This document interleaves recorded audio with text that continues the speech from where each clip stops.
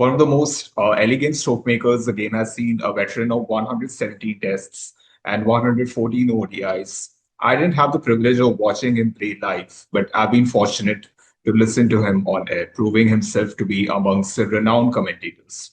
Today we have with us on the Free President, David Gower, as we analyze the fallout from the epic test series between England and India. Thank you so much, David, for taking out your time for this interaction. How have you been? Okay, well, a pleasure. It's been first thing you can say, of course, it has been a an extraordinary test series, brilliantly contested, right, exciting right to the end, with some fantastic performances on both teams. Yeah, absolutely. I've still not been able to wrap my head around what transpired on day five of the fifth test at the Oval. From start to end, it literally had everything: centuries, half centuries, 5 wicket hauls, a bit of an all-field skirmish between Joe Root and Prasidh Krishna, dropped catches, and finally England almost pulling off a 370 plus run chase for the second time in the series. But where did you feel England lost the plot? You can't say they lost the plot completely because they got so very close to yes another extraordinary win. I mean, this whole era of McCullum and Stokes, admittedly this game without Stokes actually playing, has been about trying to achieve things that history says aren't achievable. So chasing down big totals, Headingley, for instance, that first test match was where they got it absolutely right with a very big opening partnership. They could afford to lose a couple of wickets in the middle and still win the game. I suppose the opposite or a slightly different approach at the Oval, where it looked as though Root, the ever-present Joe Root, with his calmness, his skill. I mean, of all these England batsmen, the one you rely on totally is Joe Root. Whenever the pressure's on, you'd say, well, if anyone's going to do it nowadays, it's Joe. But when that partnership between Root and Brook was broken, which was, let's face it, partly Brook's own fault, although that is the risk, that is the way he plays. When that partnership was going strong, you thought this is eminently achievable. And I guess you can say, you can use the simplest of maths and say, if that partnership would go on another 10 runs, then you might get a different result. And apart from anything else, of course, you're starting to wear down and break down Indian bowling. But even on the final morning, I suspect, because I was there for 4 days, I was actually at home again watching on TV on the fifth morning. Even on the final morning, you just thought that cool heads might just see England through, and the first couple of balls, first over, of course, 8 runs. But I have to say the most impressive bowling from Prasidh and from Siraj was just brilliant to watch. As I watched it after that first over, as I watched it at home, I thought, do you know what? I think, honestly thought India had a really good chance because the ball was still doing things. They did the right thing in not taking the new ball. Anything can happen then, but you lose all the movement that you have with the old ball. And I just thought that was, brilliant bowling under pressure. And for Siraj, one of the things that struck me is this: Siraj has played all 5 Test matches. He's unstinting. He bowled 30 overs and 1 ball in that England second innings. The seamers had to bowl because it was seaming conditions, and he never gave up. He never stopped. He never seemed to wilt. I think that's an extraordinary testament to both his determination to win and his fitness. And the thing that struck me was this: England's bowling has had problems for the last few years about keeping people fit, keeping people on the field. So you rarely get the same attack coming out game after game. And yet there was a man who played all 5 Test matches, finished off bowling 30 overs in the final innings of the series, and loved it. So I'd love to know what he takes. I'd love to know what he eats. I'd love to know what he drinks, because I want to give all that to England's bowlers. Yeah, speaking about Siraj only and his, tireless spells, playing all 5 tests, steaming in, going on and on, ball after ball, spell after spell. But he has somewhat stayed under Jasprit Bumrah's shadows for some time. Is this a series when Siraj has finally stepped out of it? Well, I suppose when India knew that Jasprit would be limited to his 3 Test matches, Yeah. both as a management team, you have to work out which 3 games. I mean, there is obviously a big irony here that India's best bowler was in many ways the least successful. Couldn't take part in a winning Test match, whereas Siraj could. And the thing that always defines good teams is that people will step up to fill a gap. Um, you always look at a ratio, I think, anyway, that if you have, say, 11 men in a team, which you have to have, if 6 or 7 play well, then you're probably going to come out on the right end.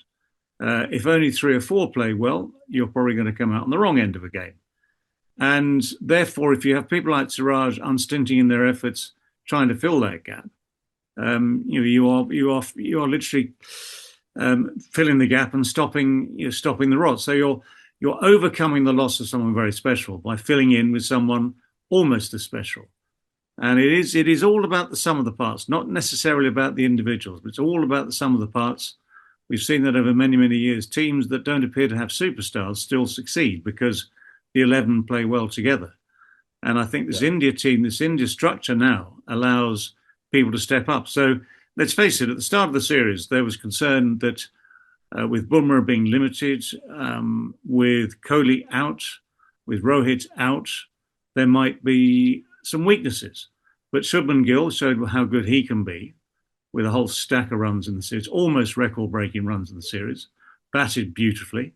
Others filled in as well. Jadeja, who I think is a fantastic cricketer, great all-round cricketer, had no real help with his spin bowling on this tour because none of those pitches turned an inch really at all, but showed what he can do with the bat time and time again. So people fill in. And I think Rahul is a super player as well. I think, the man at the top of the order with that sort of composure. With Jaiswal as well, a slightly different sort of character. There's a lot of talent in that Indian team. And I think the universal reaction at the end of the series was that actually 2-2 wasn't unfair. However close England got to making it 3-1, they could easily have been 2-1 down or 3-1 down coming to the Oval, let alone 2-1 up. So I just think we take our hats off to both teams for being so competitive and so close. Okay. We also feel the series is also the turning point of KL Rahul's career. Notably, he has scored 500 plus runs for the first time in a Test series after years of showing promise but yielding underwhelming returns. Is this the point where Rahul hits the top gear across formats?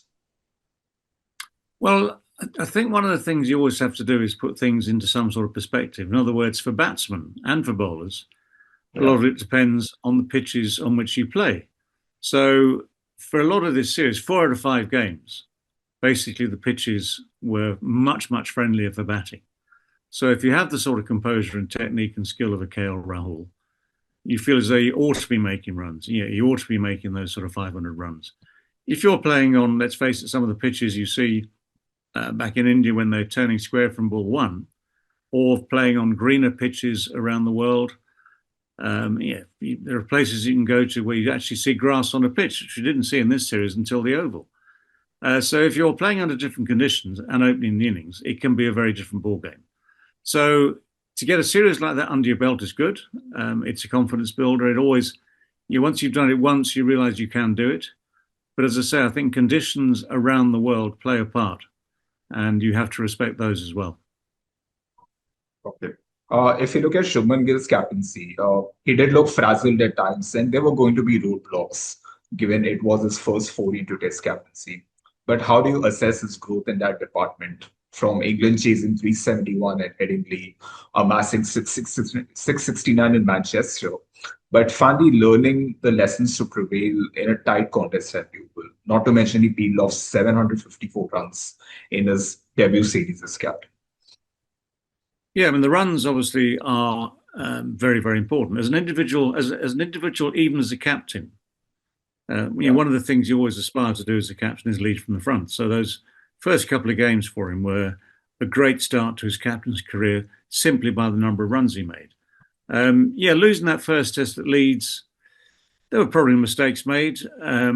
Winning at the Oval means that he was able to keep. I mean, you always use the people around you. That's one of the things you have to do as captain. But in the end, it always comes down to you. So keeping cool heads, especially on that fifth and final morning, that is an extraordinary experience as a captain, because that could so easily have been 30, 40 minutes, a couple of boundaries here, a couple of boundaries there, a couple of close saves, no wickets taken. You could have lost by 3, 4 wickets.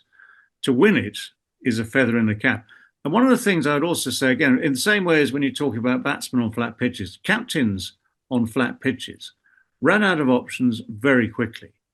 I mean, I have vivid memories, even though it's now, whatever it is, 30 odd years ago, 30, 40 years ago almost, that I was in the same sort of position. In my case, I was captaining against the West Indies.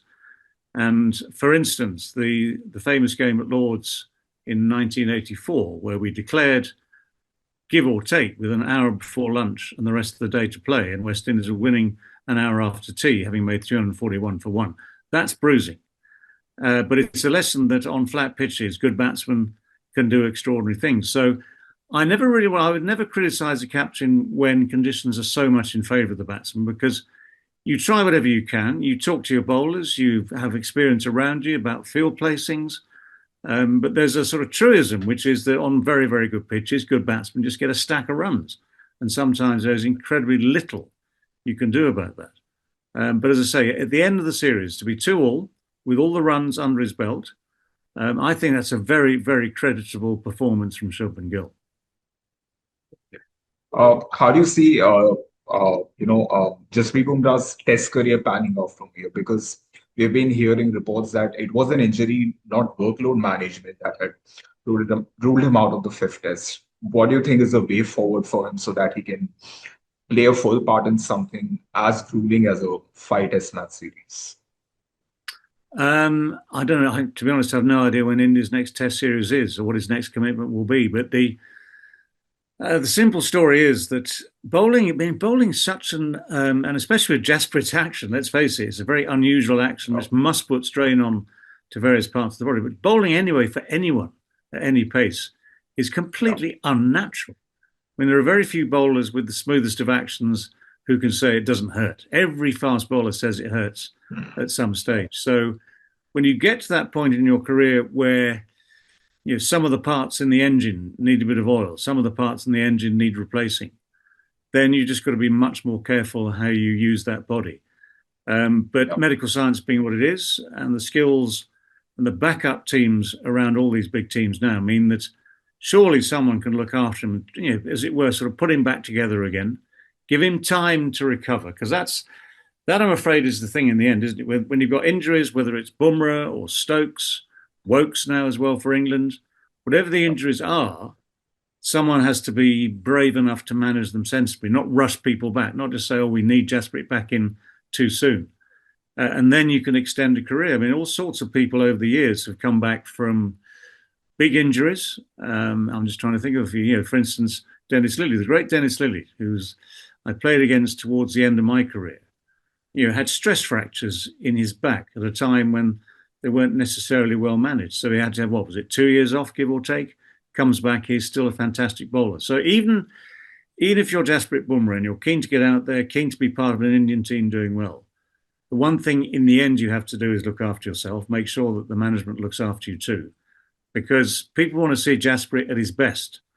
They don't want to see Jasprit at sort of 60, 70% and bowling just on reputation without the physicality to back himself up. Of course.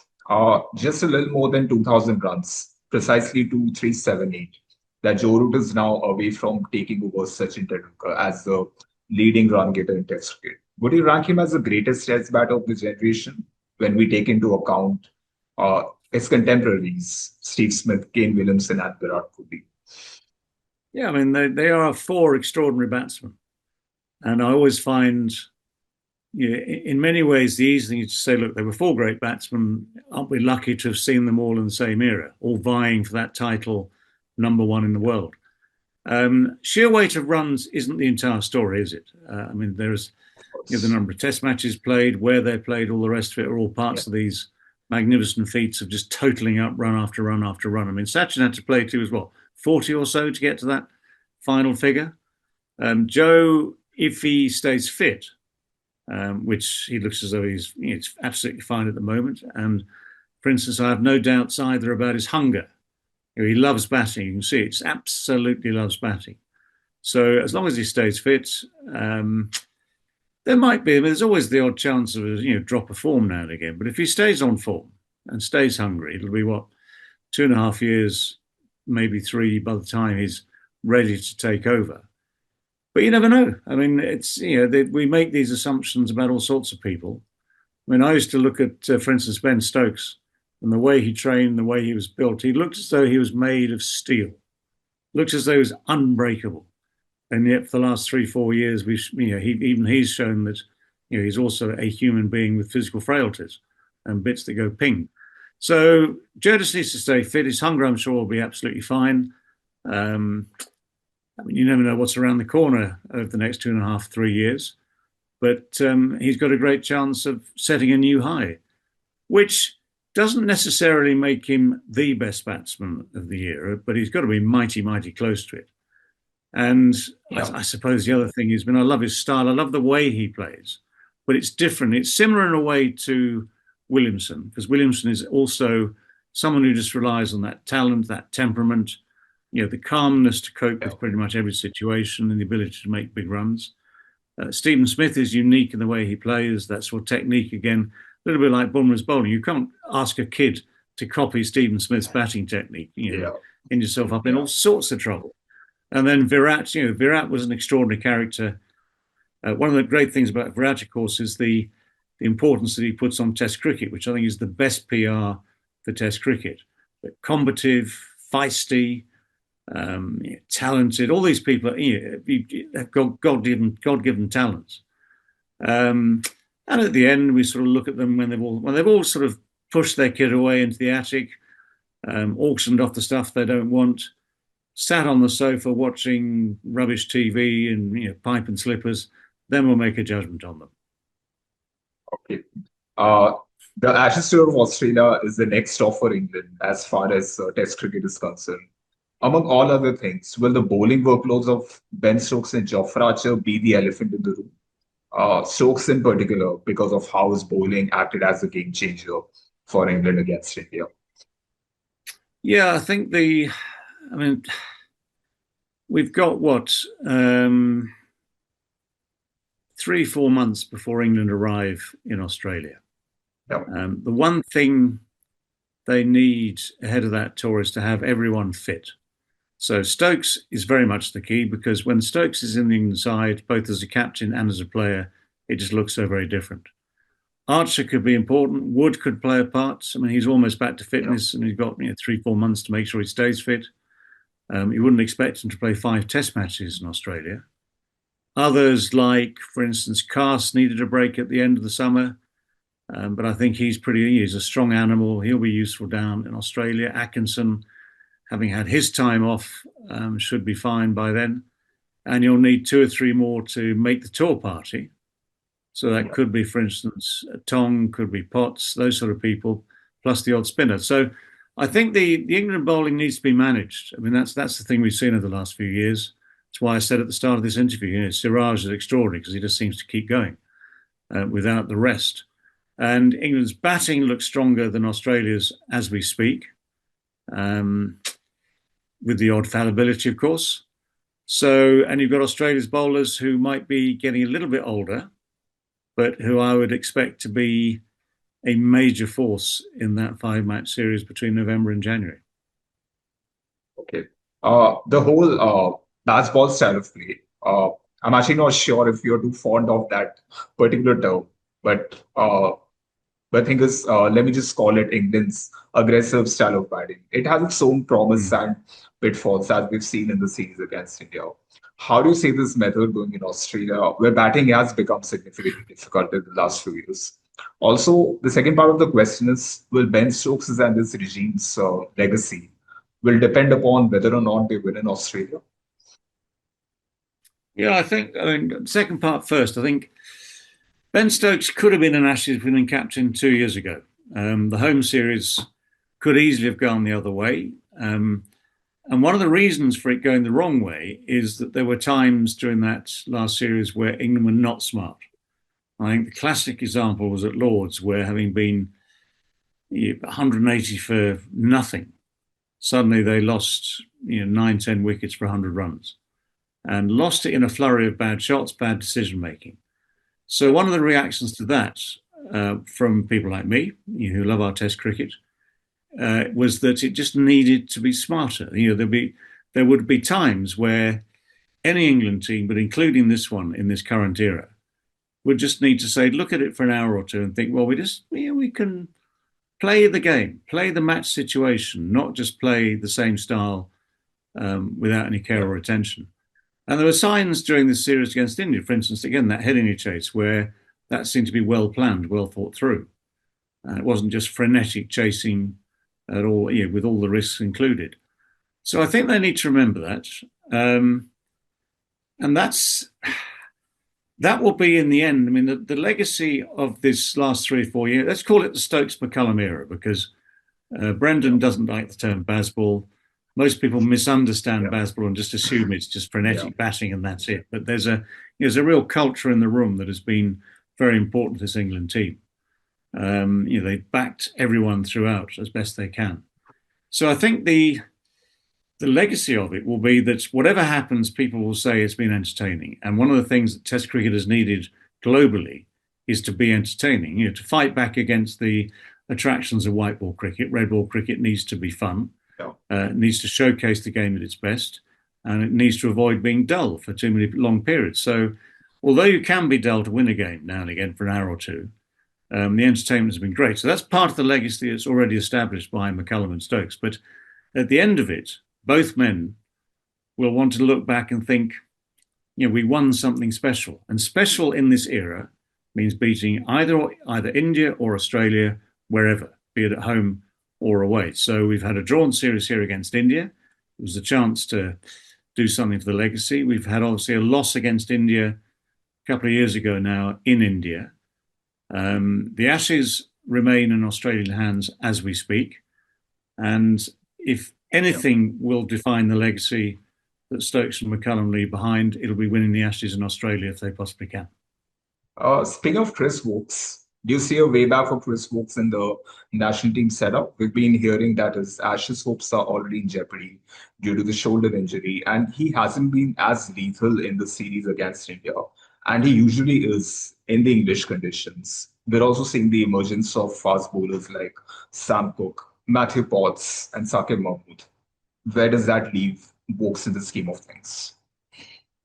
Yeah, I suppose sadly for Chris, no injury comes at the right time, that's for sure. This has come at a very bad time.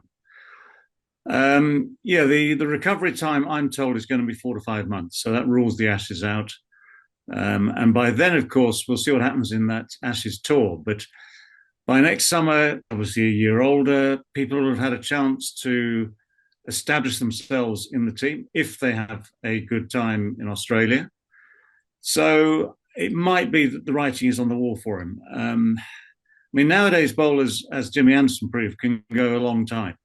So it doesn't rule him out completely, say next summer and the Test matches coming up in the next English summer, but it makes it just that bit harder for him. Looking back at Chris's career, he's been so much better at home, which is fair enough and understandable. And at times he's produced some glorious performances. So he'll look back on those with some pride and pleasure. Overseas, it's been a struggle, which happens to a lot of people. But I think, this is a reality, isn't it, for all professional players? At some stage, that moment comes where either you make your own decision, which is preferable, or the selectors say to you, "Look, I'm really sorry, but that's it. Well done. Thanks for all your efforts, and good luck on retirement." So we might indeed be waving a sort of a fond farewell to Chris. Okay. We've seen in the previous years that Test cricket in England has extended to August and even September. And Test cricket in England is one of the greatest spectacles. But if we see this recent series against India and the Ashes 2 years ago against Australia, the schedule was sort of cramped, and just so that the ECB could, accommodate the 100. We've also been reading reports that the 100 has incurred some financial losses. Where do you see this 100-ball tournament going in the future? And would it be harsh to assume that it is doing more harm than good to English cricket? Yeah, good question. The worst thing about the 100 is the way that it compresses the rest of the summer. It takes out a bit of prime summer.